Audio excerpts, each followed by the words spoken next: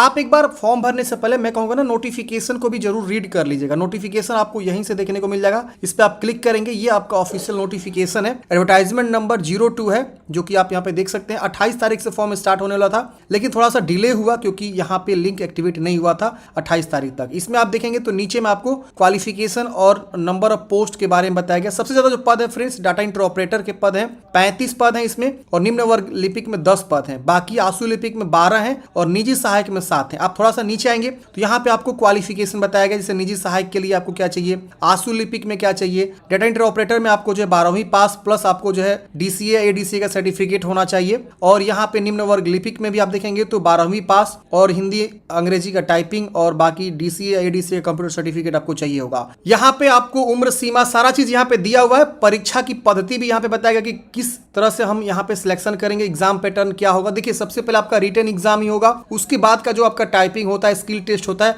वो सब आपका होगा, उसके बाद आपका फाइनल सिलेक्शन हो जाएगा।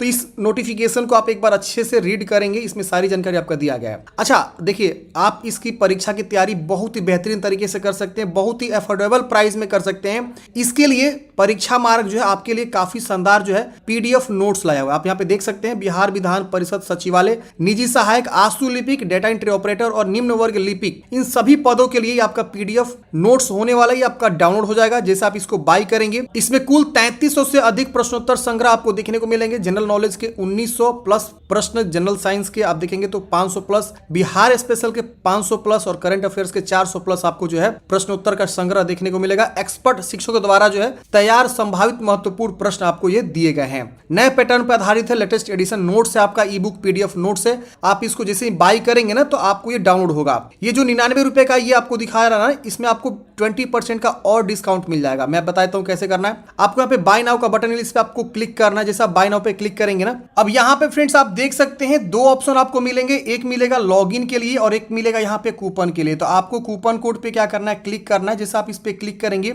आपको मेरा कूपन कोड यूज करना है DS20, ये कूपन कोड याद रखिएगा। अप्लाई पे क्लिक करेंगे, आपको 20% का एक्स्ट्रा डिस्काउंट मिल जाएगा। अब देखेंगे ये PDF आपका 79.20 में पड़ने वाला है और ये लिमिटेड ऑफर है, जो कि आपको कुछ समय के बाद ये ऑफर समाप्त हो जाएगा। तो अभी तक आप नहीं लिए हैं तो ले लीजिए, इस कूपन कोड को इस्तेमाल करके कुछ देर बाद जो है ये एक्सपायर भी हो जाएगा। शॉर्ट समय के लिए जो है कूपन कोड को जनरेट किया गया है। यहाँ पे first name, last name, phone, email और पासवर्ड एक बनाएंगे और यहाँ पे कुछ लिखना चाहते हैं लिखे, वरना इसे छोड़ देंगे, ऑप्शनल है। और यहाँ पे प्लेस ऑर्डर पे क्लिक करेंगे, आपका पेमेंट गेटवे आएगा, वहां से आप पेमेंट जमा करेंगे और उसके बाद आपका PDF ये डाउनलोड हो जाएगा।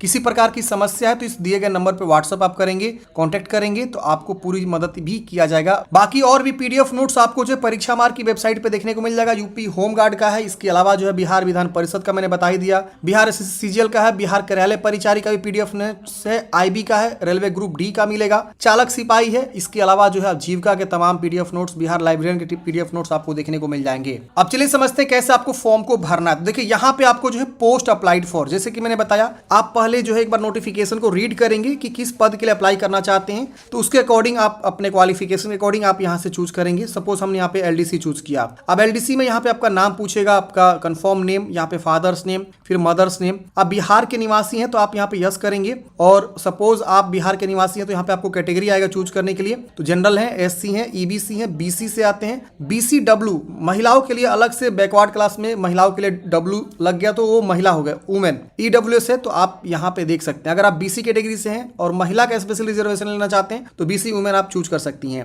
EBC के लिए नई ऑप्शन है, ध्यान रखिएगा। SC के लिए है, यहाँ पे आपको ऑप्शन देखने को मिलेगा। अच्छा, यहाँ पूछेंगे कि ST क्यों नहीं आ रहा, तो ST इसलिए नहीं आ रहा है क्योंकि यहाँ पे आप देखेंगे तो आपको यहाँ पे ST में कोई सीट ही नहीं है। LDC वाले पोस्ट पे आप एडवर्टाइजमेंट एक बार डाउनलोड करेंगे ना, तो यहाँ पे आपको जो है ना, जहाँ मतलब जिस कैटेगरी में सीट है वही तो दिखाया जाएगा ना। आप देखिए यहाँ पे डाटा एंट्री ऑपरेटर मैंने चूज किया है LDC, तो LDC में देखेंगे तो ये ST अनुसूचित जो है जनजाति वाला आपको 00 है, तो किसी में भी सीट नहीं। तो कोई ST से आता है तो वो फॉर्म नहीं भर पाएगा, भर सकता है लेकिन वो जनरल से भरेगा, अनारक्षित में भर सकता है, कोई इशू नहीं होने वाला। तो वो यहाँ पे कैटेगरी में वो अनरिजर्व चूज करके फॉर्म को भर सकता है। यहाँ पे उनको ऑप्शंस देखने को मिल जाएंगे, ठीक है ना। तो अपने अकॉर्डिंग यहाँ पे कैटेगरी चूज करेंगे। मान लीजिए आप कैटेगरी चूज करते हैं BC कैटेगरी सपोज, तो BC का आपको कास्ट सर्टिफिकेट, इशू डेट और इशूइंग अथॉरिटी देना होगा। SC से है तो SC में भी वही सेम चीजें, तो अपने अकॉर्डिंग जानकारी को देंगे, ठीक है ना। फिर यहाँ पे आपको मान लीजिए बिहार के निवासी नहीं है तो आप इसे नो करते हैं ना, तो यहाँ पे आपका कैटेगरी ऑटोमेटिक जनरल हो जाएगा, ठीक है ना। और आपके कैटेगरी में यहाँ पे कोई जो है जाति सर्टिफिकेट वगैरह नहीं मांगने वाला वाला है। ईडब्ल्यूएस वाले में भी आपको ईडब्ल्यूएस की जानकारी यहाँ पे देना होगा।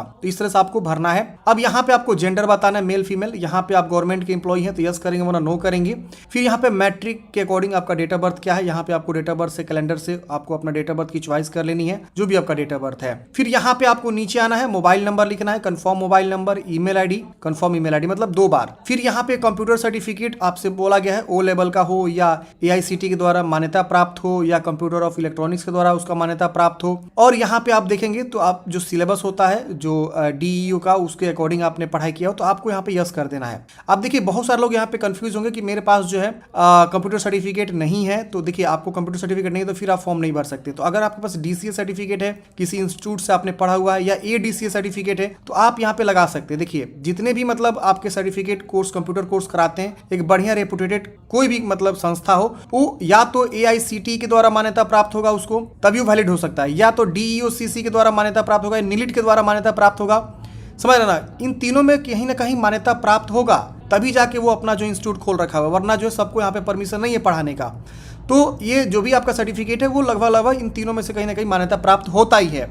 तो आप यहाँ पे यस कर देना है, ठीक है ना। फिर आपको सर्टिफिकेट की जानकारी दे देना है कि आपको यहाँ पे सर्टिफिकेट नंबर क्या है, इशू डेट क्या है और इशूइंग अथॉरिटी कौन है। तो यहाँ से आप क्या करेंगे, चूज करेंगे और यहाँ पे आपको या तो चूज करने का ऑप्शन है, सीधे लिखने का ऑप्शन है। तो इशूइंग अथॉरिटी आपका इंस्टीट्यूट होगा तो इंस्टीट्यूट का नाम यहाँ लिख दीजिएगा। फिर यहाँ पे आपको टाइपिंग जो बोला गया है, जैसे कि अगर आप डाटा एंट्री ऑपरेटर के लिए फॉर्म भरेंगे तो उसमें टाइपिंग चाहिए, या LDC के लिए फॉर्म भरेंगे तो उसमें हिंदी इंग्लिश का टाइपिंग चाहिए। तो आपसे पूछ रहा है आपको टाइपिंग आती है, यस कर देना है। फिर यहाँ पे पूछ रहा है कि डू यू पोजेस या likely to possess before the advertisement date of essential educational technical qualification. हाँ मतलब पूछ रहा है कि आप जितने भी क्वालिफिकेशन हमने बोला हुआ उस पद पे फॉर्म भरने के लिए वो सब आप फुलफिल कर रहे हैं, तो आपको यहाँ पे यस कर देना है। फिर इसको टिक करना है और सबमिट करना है। जैसे फ्रेंड्स आप सबमिट करेंगे यहाँ पे आपका रजिस्ट्रेशन जो है सक्सेसफुली हो जाता है। यहाँ पे आपको रजिस्ट्रेशन नंबर और एक पासवर्ड यहाँ पे आपको देखने को मिलता है, आप इसको जरूर नोट कर लेंगे, भविष्य में आपको काम आएगा, एडमिट कार्ड डाउनलोड करते वक्त काम आएगा। इसके अलावा मान लीजिए आप बीच में यहाँ पे फॉर्म से स्किप कर जाते हैं तो इसी ID पासवर्ड से दोबारा लॉगिन करके आप जो है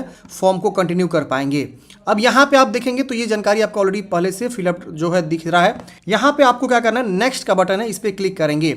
नेक्स्ट करते ही आपका पर्सनल डिटेल्स खुल के आ जाएगा। यहाँ पे आपको अपना जो है प्रॉपर एड्रेस लिखना, जो आपका कोरोस्पोंडेंस एड्रेस है। तो यहाँ पे आपको 2 लाइन दिया, दोनों लाइन को यूज करते हो प्रॉपर एड्रेस लिखेंगे। यहाँ पे अपना राज्य चूज करेंगे, यहाँ पे अपना डिस्ट्रिक्ट चूज करेंगे। फिर यहाँ आपको कंट्री ऑलरेडी रहेगा इंडिया, यहाँ पे पिन कोड लिखेंगे। फिर यहाँ पे आपको परमानेंट एड्रेस बताना, अगर सेम है ऊपर वाला की तरह इसको टिक करेंगे, सेम ऊपर वाला कॉपी हो जाएगा, नीचे अलग है तो अलग अलग आप लिख सकते हैं। यहाँ पे आपको मैरिड है कि अनमैरिड है ये आपको बताना है। इसके बाद आपके पास फोटो ID प्रूफ की जानकारी देना है। बस DL है तो DL चूज कर सकते हैं, पैन कार्ड है तो पैन कार्ड, आधार कार्ड तो आधार कार्ड। पहले हम आधार कार्ड चूज करते हैं तो आधार कार्ड की संख्या लिखना होगा।